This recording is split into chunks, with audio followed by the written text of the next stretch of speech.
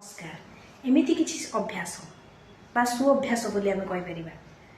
एमिति किछि सुअभ्यास को जदि आमे आम जीवन रे आपणाई परिबा तेबे आमर व्यक्तित्वटी बहु आकर्षणीय एवं प्रभावशाली होई परिबो। तेबे कौन से सुअभ्यास? प्रथम कथा, प्रतिदिन योग एवं व्यायाम निहाती करिबा आवश्यक। ता द्वारा आमर शारीरिक विकास होई परिबो।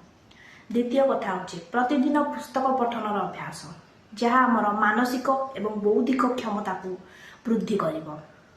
तीन रे होची प्रतिदिन नुआ नुआ लोकंक सह मिसिबा तांको सहित कथा हबा जा द्वारा आमर सामाजिक संबंध आउरी सुदृढ़ होई परिबो एवं आमको मानसिक प्रशांति मिलिबो।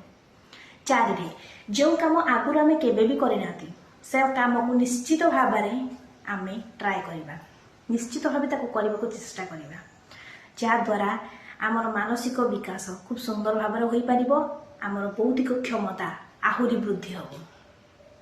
पंचम कथा हूँ निजकू एक भिन्न रूप से समाज सम्मुख में प्रदर्शित करने को निजर जहाँ भी आमर अच्छी हॉबी कहार लेखिबा क्या भल माने चित्र करवा क्या भल लगे गीत गाइबा क्या भल लगे नाचिबा जार जहाँ हॉबीज अच्छी ताकू लोक सम्मुख सर्वसम्मुख को आने को पड़ो।